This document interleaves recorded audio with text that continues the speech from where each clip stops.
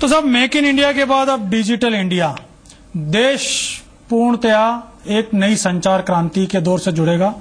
नई आधुनिक एक आईटी क्रांति इस देश के अंदर देखने को मिलेगी। हर हाथ में मोबाइल होगा, हर हाथ में टैब होगा, हर घर में कंप्यूटर होगा। एक क्लिक दबाएंगे डॉक्टर मिल जाएगा, एक क्लिक दबाएंगे आपको आपका पासपोर्ट मिल जाएगा। बहुत आदर्श परिस्थितियां होंगी, न वहां जाकर के लाइन में लगना, न किसी को रिश्वत देना, सब कुछ अच्छा ही अच्छा। चलिए, कितना अच्छा होगा, क्या जमीनी हकीकत है, चर्चा करते हैं। चर्चा के लिए मेरे साथ चार खास मेहमान हैं। मेरे साथ है ओंकार सिंह लखावत साहब, जो कि भाजपा के वरिष्ठ नेता है, राज्य मंत्री दर्जा प्राप्त भारतीय जनता पार्टी के अंदर ओहदा रखते हैं, सरकार में ओहदा रखते हैं। मेरे साथ रघु शर्मा जी हैं, जो कांग्रेस पार्टी के प्रदेश उपाध्यक्ष हैं, वरिष्ठ नेता हैं। मेरे साथ राजेंद्र राज साहब हैं, वरिष्ठ पत्रकार हैं। उसके अलावा मेरे साथ में जुड़े हैं मुकेश शर्मा जी, जो कि डिजिटल एक्सपर्ट हैं और एक बहुत बड़ी डिजिटल कंपनी के सीईओ भी हैं। मैं इस चर्चा की शुरुआत सबसे पहले मुकेश जी से करूंगा, क्योंकि मैं समझना चाहता हूं और मैं मेरे दर्शकों को बताना चाहता हूं कि आखिर डिजिटल इंडिया है क्या। मुकेश जी, क्या दिन बदलने वाले हैं? क्या डिजिटल इंडिया के जरिए देश के अच्छे दिन आ जाएंगे? बिल्कुल आएंगे। सबसे पहले मैं माननीय नरेंद्र मोदी जी को हार्दिक धन्यवाद दूंगा कि उन्होंने ये इनिशिएटिव लिया है। डिजिटल इंडिया जो है वो हमारे देश की तस्वीर बदल देगा। मतलब आज की तारीख में इंडिया को टेक्नोलॉजी हब माना जाता है। आप देखिए, हमारे ज्यादातर अमेरिका और जितनी जगह भी काम हो रहा है, वो सारा ब्रेन जो है वो यहीं से जा रहा है। अब जो इनिशिएटिव लिया गया है, उससे जो समस्या आज की तारीख में आपने ऑलरेडी उनके बारे में बयान किया है कि आपको कतार में नहीं खड़ा होना पड़ेगा। मैं एक छोटा सा सवाल है मुकेश जी। हाँ। मुकेश जी, मैं थोड़ा सा मेरे दर्शकों के लिए एक छोटा सवाल पूछना चाहता हूं। दुनिया में सब लोग जानते हैं साहब, घी बहुत अच्छा है सेहत के लिए, बहुत अच्छा होता है घी। अब अगर किसी मेरे जैसे आदमी को कह दिया साहब घी तो अच्छा है, 1 किलो पिलाएंगे, अब मेरा ना हाजमा काम का, ना मेरा हार्ट काम का, हजम तो होगा नहीं। बहुत अच्छी चीज है, देश के हालात हैं कि ऐसे हजम कर लेगा? बिल्कुल देश के हालात हैं। मैं आपके सवाल को, बहुत अच्छा सवाल पूछा है आपने। मैं आपको एक इसका उदाहरण देता हूं। 1957 में मेरे पास फोन नहीं हुआ करता था, मोबाइल, क्योंकि कॉस्ट बहुत ज्यादा थी। आज की तारीख में रिक्शे वाले के पास, कोई ऐसा इंसान मैं नहीं जानता हूं, अगर 98 करोड़ लोगों के पास मोबाइल फोन है आज की तारीख में, वो बात कर पा रहे हैं, वो मैसेजेस कर पा रहे हैं, वो 33 करोड़ से ज्यादा जनता के पास स्मार्टफोन है।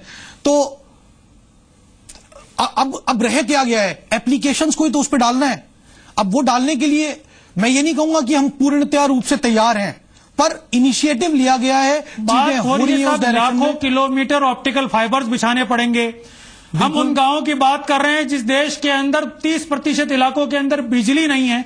बिजली छोड़िए साहब, खंबा तक वहां नहीं पहुंच पाया। वहां कैसे डिजिटल इंडिया पहुंचेगा? इसके अपने चैलेंजेस होंगे, बट मैं अभी थोड़े दिन पहले ऐसे ही इलाके से निकला था, पहाड़ों में। मैंने देखा कोशिश अच्छी है। चलिए, मानता हूं मैं भी। चलिए चर्चा को आगे बढ़ाते हैं, थोड़ा राजनीतिक डिस्कशन कर लेते हैं। ओंकार सिंह लखावत साहब है मेरे साथ में। लखावत जी, डिजिटल इंडिया के लिए ऐतराज किसी को नहीं, बहुत अच्छी चीज है। मैंने बताया ना, घी है देसी। लेकिन साहब, क्या देश के लिए हम उसके इंफ्रास्ट्रक्चर को लेकर तैयार हैं क्या? और उसके लिए जो आगे चुनौतियां आने वाली है, उसकी क्या तैयारियां हैं? देखिए पुरुषोत्तम जी, भारत बहुत तेजी से आगे बढ़ रहा है और उसका एक कारण है कि शिक्षा का प्रतिशत जितना तेजी से बढ़ रहा है, और विशेषकर हमारा जो गांव, ढाणी, कस्बा, महिलाएं, इनका शिक्षा में जिस प्रकार तेजी से रुझान बढ़ा है, मैं ये कह सकता हूं कि एक बहुत बड़ी क्रांति की ओर हिंदुस्तान बढ़ रहा है। और आप ये मान के चलें कि आने वाला 10 साल के बाद हिंदुस्तान दुनिया का सबसे ताकतवर दृष्टि से, बौद्धिक दृष्टि से, कर्म की दृष्टि से, उत्पादन की दृष्टि से सबसे बड़ा देश बनकर के खड़ा होगा। उस समय हमको आज अगर हमारी ये तैयारी नहीं है कि हम डिजिटल इंडिया के द्वारा करें, तो फिर तब हमारा जो विकास जीवन के भिन्न भिन्न क्षेत्र के अंदर, हमारा जो उत्पादन है, हमारी शिक्षा है, हमारा व्यवसायीकरण जिस प्रकार से तेजी से, जिस प्रकार उसके अंदर इंडस्ट्री में जिस प्रकार का चाहिए, और मोटे रूप से जो होने वाला है वो ये है कि गांव ढाणी में बैठे हुए आप स्कूलिंग जिससे कहना चाहिए, उसमें भी एक बहुत बड़ा सहयोग इसके अंदर होने वाला है। मैं, आप ताजुब करोगे, मेरी पोती अभी अस्वस्थ थी तो उसने मुझसे मिठाई नहीं मांगी, उसने मुझे आइसक्रीम नहीं मांगी, उसने मुझे कह दिया कि मुझे आप एक टेबलेट ला करके दे दीजिए, ये जो आपका मोबाइल वाला जो होता है और जिस तरह का इलेक्ट्रॉनिक इक्विपमेंट है, तो ये जो नीड है, आज दूसरी क्लास की बच्ची कह रही मुझे टैबलेट ला करके दे दीजिए, वो भी जानती है कि इसका महत्व कितना हो सकता है, उसकी जानकारी कितनी है, जो क्लास में बैठ करके अध्यापक जितनी बात नहीं कर सकता होने का काम है। मैं सवाल जो है मेरा, उससे कोई ऐतराज नहीं साहब, बिल्कुल है, दुनिया के साथ चलना तो आपको चलना पड़ेगा। मैं राजस्थान का उदाहरण बता दूं लखावत जी, मैं उसके बाद में रघु जी को और बाकी लोगों को जोड़ूंगा। राजस्थान में हमने कंप्यूटर शिक्षा लागू करी, लेकिन आप ही की सरकार का आंकड़ा कहता है 13,700 स्कूलों के अंदर लाइट नहीं है, कनेक्शन नहीं है, सरकारी स्कूलें हैं। तो ऐसी क्रांति के लिए पहले बेसिक पे काम कर लें, साथ में ये काम भी करें। नहीं, इसमें आप इसके साथ आपके स्कूल के टीचर वाली जरूरत नहीं। मेरा ये कहना है कि आज मोबाइल को पुरुषोत्तम जी ऑपरेट करते समय किसी शिक्षक की जरूरत नहीं, किसी तीसरी एजेंसी की आवश्यकता नहीं है। आज हमारे ग्राम पंचायत तक जो जोड़ने का काम प्रारंभ हुआ है, गांव के सब लोग उसके द्वारा जुड़ने वाले हैं। हमारे अपने जो मोबाइल है और पोर्टेबिलिटी है उसके द्वारा जुड़ने वाले हैं। और इसलिए मेरा ये कहना है कि यदि आज अगर हम इसको चालू, प्रधानमंत्री जी ने बहुत अच्छा काम शुरू किया, 10 साल बाद आपके हालत स्वाभाविक है, ठीक है, बिल्कुल बिल्कुल बिल्कुल, शुरुआत अच्छी है, 10 साल बाद में जाकर के क्रांति आएगी, लेकिन आएगी। रघु जी, कांग्रेस पार्टी ने सवाल उठाए, क्या ऐतराज है? देखिए, बात यह है कि सपने दिखाना तो बहुत एक अलग बात है, और सपने दिखाने में हमारे प्रधानमंत्री जी माहिर है। ये चुनाव से पहले भी देश की जनता ने जो सपने उन्होंने दिखाए और उसके झांसे में वो लोग आए, और जब चुनाव जीतने के बाद अब 1-1.25 साल हो गया, 1 साल से ज्यादा हो गया। आज बताइए आप कि ये जो डिजिटल क्रांति है, ये जो इसकी शुरुआत कर रहे हैं, इस शुरुआत करने से पहले बेसिक इंफ्रास्ट्रक्चर पे जाना चाहिए था गवर्नमेंट को। बहुत अच्छी बात है, देश आगे बढ़ना चाहिए, हम भी इस बात के शुभ चिंतक हैं कि देश आगे बढ़े। लेकिन हजारों गांव में, 4,000 से ज्यादा गांव ऐसे आज भी राजस्थान में जब बिजली की कनेक्टिविटी नहीं। अच्छा होता प्रधानमंत्री जी पहले गांव में बिजली पहुंचाते, 100% लिटरेसी की तरफ इस देश को ले जाते, लोग समझते जो डिजिटल इंडिया है उसका उपयोग आम आदमी तक कैसे पहुंचे, उस पर सरकार का ध्यान अगर पहले जाता और फिर योजना लॉन्च होती तो हम इसका स्वागत करते। लेकिन ऐसा लगता है पहले नारा दे दिया मेक इन इंडिया का, अब मेक इन इंडिया का नारा दिए हुए 6-8 महीने तो हो गए। आज मेक इन इंडिया का आउटकम क्या है ये देश की जनता को बताना चाहिए सरकार को। ये डिजिटल इंडिया लागू करने में देश के प्रत्येक गांव में, विपक्ष के नाते आपके सवाल और सवालों के जवाब देने होते हैं। मुझे ब्रेक पे जाना है रघु जी, उसके पहले एक बार राजेंद्र जी को जोड़ना चाहूंगा, मेरे पास केवल 30 सेकंड है। राजेंद्र जी, अगर एक पत्रकार की नजर से, एक निष्पक्ष नजर से बात करें तो क्या इसका विवेचन निकल करके आएगा? क्या कोशिश भी नहीं करनी चाहिए? पहले हम हमारा इंफ्रास्ट्रक्चर ठीक करें, शुरुआत कोशिश करनी चाहिए, उसी तरह से कोशिश बिल्कुल करनी चाहिए। मैं याद दिलाना चाहूंगा कांग्रेस के अपने रघु जी को कि यही स्थिति सेन पित्रोदा के समय राजीव गांधी जी ने की थी 1985 के बाद में, तब बीजेपी ने इस पर कंप्यूटर योजना का विरोध किया था। आज रघु जी अपोजिशन में तो वो विरोध कर रहे हैं, तो इसको तो इस नजरिए से देखना चाहिए, इस नजरिए से देखना चाहिए। मतलब आप उसकी आलोचना कर रहे हैं, शुरुआत होगी तो निश्चित रूप से। उस समय बीजेपी ने भी यही कहा था कि कंप्यूटर आएगा तो बेरोजगारी बढ़ेगी, आज ये कह रहे कि इंफ्रास्ट्रक्चर बढ़ाइए। कांग्रेस ने भी उस समय कहा था कि धीरे धीरे सब चीजें होंगी। तो ये तो चीजें हैं विरोध की, या कहना चाहिए आलोचना की, एक दूसरे के पार्टी के विपक्ष में है तो विपक्ष की बात करेंगे, जो सत्ता में वो सत्ता की बात करेंगे। राजेंद्र जी बहुत बड़ी बात कही है, कोई देरी नहीं है। राजेंद्र जी आपने बहुत बड़ी बात कही है, इस देश में आईटी क्रांति लाने वाली कांग्रेस थी। चलिए मैं ब्रेक पे जा रहा हूं, जब ब्रेक से लौटूंगा तो इस चर्चा को आगे बढ़ाऊंगा। ये तो सत्य है कि इस प्रदेश के अंदर, इस देश के अंदर आईटी क्रांति राजीव गांधी लाए थे, कांग्रेस लाए थे। इस देश के अंदर मोबाइल की क्रांति राजीव गांधी लाए थे। ये अगला कदम है, आगे बढ़ रहे हैं तो साथ खड़ा होना चाहिए। अभी एक छोटा सा ब्रेक, जल्द लौटते हैं।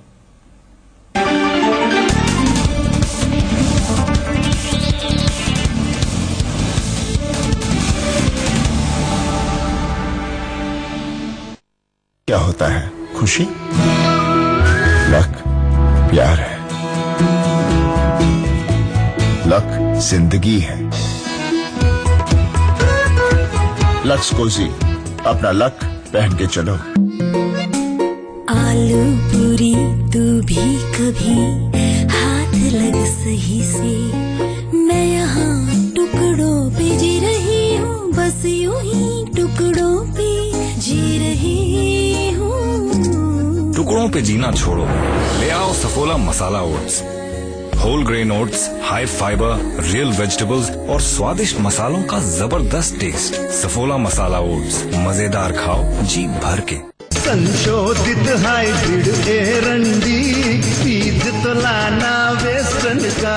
सबसे है ज्यादा ये बिकता, भाग्य जो बदले किसान का। वेस्टर्न 6 वेस्टर्न बीजे 66 वेस्टर्न 27 है नाम। ये अधिक मुनाफा और उपज, वो ये वेस्टर्न बीज तमाम। संशोधित हाइब्रिड एरंडी बीज वेस्टर्न 6, वेस्टर्न बीजे 66, वेस्टर्न 27। नवदीप घरेलू आटा चक्की, इसमें गेहूँ, चावल, रवा और हर तरह के मसाले पीसे जा सकते हैं। हर घर का स्वास्थ्य और तंदुरुस्ती, नवदीप घरेलू आटा चक्की। अवनी का रिसर्च गम गुवार, अवनी सूरज, बोइए और ज्यादा उपज पाइए। अवनी का डंका बाजे रे।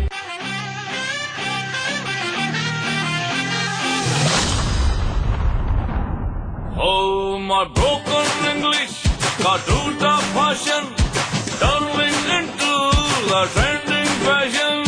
All I did is समस्या का मंचिफिकेशन, एक्शन, रिएक्शन, सेंसेशन, मंचिफिकेशन। नेस्ले मंच खाओ, अपने मंच पे आओ। Nestle, good food good life.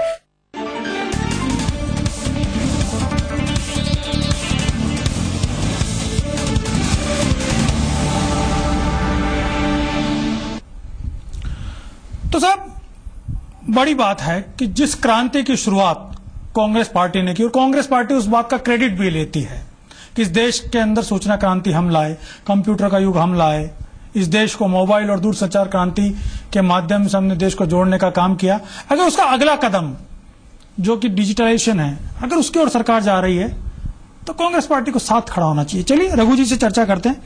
Raghu जी, दम भरते हो आप लोग, हर नारा, हर पार्टी के कार्यक्रम, हर जनसभा में कहते हो कि इस देश के अंदर दूरसंचार क्रांति हम लाए, तो ये तो दूरसंचार क्रांति को आगे बढ़ाने का ही तो काम कर रही है साहब भारतीय जनता पार्टी। यही तो कह रहे हैं कि हम उसको अगले कदम की ओर लेके जा रहे हैं। आईटी के बाद में डिजिटल ही आता है। ये साथ खड़े होइए ना पुरुषोत्तम जी, ये सच्चाई है। पुरुषोत्तम जी, हम इसका विरोध नहीं कर रहे हैं। पहली बात तो ये सच्चाई है कि देश के अंदर ये क्रांति, संचार क्रांति लाने का श्रेय कांग्रेस पार्टी को ही जाता है। हमारा जो सब बात है बेसिक, कि एक तो पॉपुलर स्लोगन है और एक तैयारी के साथ उस योजना को लॉन्च किया जाना है। आज जिस चीज की शुरुआत प्रधानमंत्री जी ने की, कितना ऑप्टिकल फाइबर लगेगा, कितने लाख किलोमीटर लगेगा, कितना पैसा उसमें आए, खर्चा होगा, कब तक वो लग जाएगा, तब तक अगले चुनाव आ जाए, ये पॉपुलर स्लोगन के रूप में योजनाओं की लॉन्चिंग नहीं होनी चाहिए, मेरा ये कहना है। अगर हिंदुस्तान आगे बढ़ता है, आज दुनिया आगे बढ़ी है, हम भी चाहते हैं कि ग्लोबल जो कंपटीशन है उसमें हमारा देश संचार क्रांति में लगातार आगे बढ़े, और ये संभावनाएं आगे भी है। लेकिन सवाल ये है कि जिस तरह से मेक इन इंडिया एक फ्लॉप शो साबित हुआ, उसी तरह से ये डिजिटल इंडिया भी फ्लॉप शो ही साबित होने की तरफ तो हम नहीं बढ़ रहे हैं कहीं। हम उस पूरी तैयारी के साथ इसको जवाब लेते हैं लखावत जी से। लखावत जी, देखिए पुरुषोत्तम जी, रघु जी का एक आशंका जो है वो आशंका और कारण से है। इनकी आशंका यह है कि अभी तो डॉक्टर से बात हो जाएगी, अभी टिकट खरीद लेंगे, अभी स्कूल से बात हो जाएगी, आप अपने बड़े शहरों के अंदर संपर्क हो जाएगा। इनका खतरा यह है कि कल मान लो डिजिटल इंडिया के बाद अगर डिजिटल तरीके से कहीं वोट डालने जनता ने शुरू कर दिया तो आने वाले 100 साल तक कांग्रेस का आता पता ही नहीं मिलेगा, बिल्कुल ढूंढने से नहीं मिलेगी। सुन लो, आप बोलते ना उत्तर आवे जब। दूसरी बात है, मैं एक बात कहना चाहता हूं कि इन्होंने नायला के अंदर ला करके उस महिला से डेयरी का काम बिल क्विंटल के द्वारा कराया, हमने तो विरोध नहीं किया। इन्होंने कानपुरा में टेलीफोन से बात कराई, तब हम तो विरोध नहीं किया। मैं आप ही की चैनल पे आके मैंने कहा कि बहुत अच्छा काम हुआ। मेरा ये कहना है कि ये इतना बड़ा काम है कि ये देश का काम है, ये पार्टी का काम नहीं है। ये बात ठीक है कि नरेंद्र मोदी जी प्राइम मिनिस्टर है, पर ये दुनिया के लिए, ये भारतीय उपमहाद्वीप के लिए ही नहीं बल्कि दुनिया के विकास के नाते एक बहुत बड़ा काम है। हिंदुस्तान के बाजार के लिए बड़ा काम है, यहाँ की अर्थव्यवस्था के लिए बड़ा काम है, या शिक्षा के लिए बहुत बड़ा काम है, या कम्युनिकेशन के लिए एक बड़ा काम है। लखावत जी, मुकेश जी को वापस जोड़ते हैं डिबेट में कि इस मुकेश जी से थोड़ा जो आशंकाएं, उन आशंकाओं का जवाब एक बार लखावत जी, एक बार मुकेश जी से इन आशंकाओं का जवाब, आखिर क्या चुनौतियां, एक बार वो समझते हैं, फिर मैं वापस आप तक आऊंगा। मुकेश जी, आखिर चुनौतियां जो बताई जा रही है वास्तव में बहुत बड़ी चुनौतियां हैं क्या, और कब तक इन चुनौतियों से हम ऊपर आ जाएंगे? देखिए, चुनौतियां जो हैं वो रहेंगी। चुनौतियां जो, जैसे आपने बताया कि भाई लाइट ही नहीं है देश में 30% लोगों के पास, तो वो उसका काम जो है गवर्नमेंट स्टेट लेवल पे भी कर रही है, नेशनल लेवल पे भी कर रही है। वो इतने सालों में नहीं हो पाई, लेकिन डिजिटल रिवॉल्यूशन जो है वो तो ऑलरेडी हो चुकी है। That is happening. इंडिया ने जो माननीय नरेंद्र मोदी जी ने जो स्टेप लिया है, वो जो आपके ये आईटी के लोग हैं उनका सपोर्ट करते हुए उन्होंने ये खुद महसूस भी किया है, क्योंकि वो खुद भी ट्विटर और सारी चीजों पे ऑनलाइन रहते हैं ज्यादातर। तो इससे जो फायदा होने वाला है वो पूरे देश की जनता को होगा। उसमें ये नहीं है कि कांग्रेस को होगा या बीजेपी को होगा। मैं एक आम नागरिक हूं और मैं एक कंपनी चलाता हूं, लेकिन मुझे ये लगता है कि जो स्टेप आज लिए जा रहे हैं वो आने वाले समय में सारे लोग, ये सब पार्टी के लोग उसकी चर्चा करेंगे, उससे फायदा होने वाला है हम सबको। आज की तारीख में अगर हम सोचें, वो रेल की टिकट, कोई बात है, सब देश के अंदर शुरुआती तौर पे कंप्यूटर क्रांति का विरोध हुआ, लेकिन आज संपूर्ण देश एकजुट होकर के उस क्रांति के फायदों को उठा रहा है, उन फायदों का स्वागत कर रहा है। राजेंद्र जी, ये जो शुरुआत है वास्तव में देखा जाए तो, मैं अगर उसको ट्रांसपेरेंसी की अगर मैं बात करूं, अगर मैं कहूं देश से भ्रष्टाचार को मिटाने की अगर मैं बात करूं, मैं इसमें आम आदमी तक सरकार को पहुंचने की बात कहूं, या सरकार आम आदमी के सरकार तक और सरकार के आम आदमी तक जो एक संवाद की स्थिति उसकी बात कहूं, तो सब में ये चीजें क्रांतिकारी परिवर्तन लेकर के आएगी। बिल्कुल नहीं, निश्चित रूप से इससे बहुत बड़ा लाभ होगा, क्योंकि अभी जैसे सोचा जा रहा है ना कि आधार कार्ड को भी डिजिटल से जोड़ देंगे, तो फिर बैंक अकाउंट भी आपका जुड़ जाएगा, पैन अकाउंट भी जुड़ जाएगा, आपकी प्रॉपर्टी भी जुड़ जाएगी, आपका हर ट्रांजैक्शन जो है एक तरह से पारदर्शिता में आ जाएगा। तो ये तो निश्चित रूप से लाभ तो मिलेगा ही, लेकिन चुनौतियां बहुत हैं। जो अभी आप चर्चा कर रहे थे, चुनौतियां बहुत हैं। चुनौती, सबसे बड़ी चुनौती तो ये है कि जो भी साइबर है IT इंटरनेट के, वो सब अमेरिका में, आयरलैंड में, सिंगापुर में है। तो हमारी सुरक्षा पर सबसे बड़ा खतरा है, मतलब प्रश्न चिन्ह लगा हुआ है। इस चुनौती है सबसे बड़ी। दूसरी चुनौती है कि जितनी भी कंपनियां, उन सबका बाहर विदेश में पैसा जा रहा है, ई-कॉमर्स के माध्यम से कहो या किसी भी तरह से। तो ये चुनौती है कि टैक्स की चोरी हो रही है, इनकम टैक्स की चोरी हो रही है, सर्विस टैक्स की चोरी हो रही है। ये चुनौतियां हैं। सूचना तंत्र का जो डाटा है हमारा, वो विदेशों के हवाले है। तीसरी चीज सब, और इससे भी बड़ी चुनौती हो रही है कि जैसे अभी लखावत जी इस बात को बड़ी गौरवान्वित होकर के कह रहे थे कि मेरे छोटे बच्चे ने मुझे आइसक्रीम नहीं मांगी, मिठाई नहीं मांगी, मुझसे कहा कि मेरे लैपटॉप लाओ या आईपैड लाइए। लेकिन मुझसे बात यह है कि अभी एसोचैम ने एक सर्वे किया है, उस सर्वे ने बताया है कि इस देश के 8 से लेकर के 13 वर्ष के बच्चों में से 73% बच्चे इंटरनेट का यूज कर रहे हैं, यानी सोशल मीडिया पर यूज कर रहे हैं, और वो 3 घंटे से ज्यादा कर रहे हैं, जो उनके लिए ठीक नहीं है। मुझे अच्छी तरह से याद है, बिल गेट्स जो सबसे बड़ा माना जाता है, उसने पूछा उससे बच्चों से, उससे पूछा गया क्या आपके बच्चे इंटरनेट यूज करते हैं? उनका नहीं, मैं नहीं करते और मेरे बच्चे नहीं करते। अमेरिका में इस तरह के स्कूलों का चलन बढ़ रहा है, जो 13 वर्ष तक के बच्चों या किशोर टीनेज बच्चों को इंटरनेट से दूर रखते हैं, सोशल मीडिया से दूर रखें। तो ये चुनौतियां हैं जो आने वाली हैं, इन पर हमें निश्चित रूप से विचार करना पड़ेगा, खासकर सुरक्षा की बात पर, क्योंकि जो भी सर्वर है वो बाहर है, चाहे हमारी निजी जानकारी हो चाहे राष्ट्रीय जानकारी हो, वो सब अमेरिका, आयरलैंड और सुधार की जरूरत है। सिंगापुर जा रही है। राजेंद्र जी, इन चीजों में सुधार की जरूरत है, लेकिन उसके कारण से क्या इस पूरे डिजिटल इंडिया के ऊपर सवाल उठाना चाहिए क्या? नहीं, डिजिटल इंडिया पर सवाल नहीं है, सवाल है चुनौतियों का। चुनौतियों पर सावधानी बरतनी है, राष्ट्रीय हित को ध्यान रखना है, सूचना तंत्र पर ध्यान रखना है। क्योंकि अभी जैसे एक उदाहरण देता हूं, उबर का, दिल्ली में उस पर रेप का मामला चला और उबर को बंद कर दिया गया, दिल्ली सरकार ने बंद कर दिया, लेकिन उसके बावजूद भी मेरे तरफ से भी सवाल है, मैं पूछ लेता हूं। मैं एक सवाल है पूछ लेता हूं, फिर मुझे कार्यक्रम खत्म करना है। लखावत जी, इस देश के अंदर साइबर सिक्योरिटी को लेकर के भी बहुत बड़ा सवाल है। आए दिन हमारे राजस्थान सरकार की हर दूसरे दिन वेबसाइटें हैक होकर के पाकिस्तान जैसा एक छोटा सा, जिसको कि डिजिटल का डी पता नहीं होगा, वो हैक कर लेता है। जिस दिन इंटरनेशनल हैकर लगे और इसने हमारी जिस लॉकर की हम बात कर रहे हैं, डिजिटल लॉकर की, अगर उसकी चाबियां इस तरीके से अगर खुलने लगी तो इस देश की सुरक्षा व्यवस्था, पता चला कि इस देश के परमाणु बम का जो ऑन करने का स्विच है वो कहीं किसी पाकिस्तान में बैठे हुए किसी आतंकी के हाथ में आ गया। उसके लिए भी आप लोग तैयार हैं या नहीं? क्योंकि राजस्थान सरकार तो नहीं, हमारे यहाँ तो आए दिन हमारी वेबसाइट हैक हो जाती है, कभी पाकिस्तान कर लेता है, कभी बांग्लादेश कर लेता है। पुरुषोत्तम जी, हमारे वैज्ञानिकों पे आप भरोसा करिएगा। इस देश के वैज्ञानिक बहुत तरक्की वाले हैं, बहुत मस्तिष्क वाले हैं, उनके नए इनोवेटिव वर्क है, उनके रिसर्चेस है। हम इस डर और भय से कि हवाई जहाज से दुर्घटना हो जाएगी, हवाई जहाज से यात्रा बंद नहीं होती। जहां कहीं भी घटनाएं हुई होंगी, एटीएम के कहीं मान लो चोरी हो गया तो कि एटीएम में पैसा रखना लोगों ने बंद कर दिया। मेरा ये कहना है कि जितनी दुर्घटनाएं या कमियां हैं उनको दूर करेंगे हमारे साइंटिस्ट जो है। बात वही है साहब, हमारा जो वैज्ञानिक, इस खबर को हमारा दिखाने का मकसद यही था कि एक तो उसके फायदे क्या है वो आम आदमी जान ले। दूसरा, इस क्रांति के जरिए निश्चित तौर पर देश एक नई दिशा में जाएगा। जिस 21वीं सदी की हम बात कर रहे हैं, उस 21वीं सदी का दृश्य और उस 21वीं सदी का भारत बन पाएगा, इसमें भी कतई कोई सवाल नहीं है। लेकिन उसके साथ में एक सवाल जरूर है कि जो सुरक्षा है वो हमारी अभेद रहनी चाहिए। दूसरा, उसके लिए जिस इंफ्रास्ट्रक्चर की जरूरत है वो इस देश के अंदर पहले और साथ में बनाया जाए। आप सब लोग हमारे साथ इस कार्यक्रम में शामिल हुए, उसके लिए आपका बहुत बहुत धन्यवाद। दर्शकों, आपका भी बहुत बहुत धन्यवाद। आप लोग देखते रहिए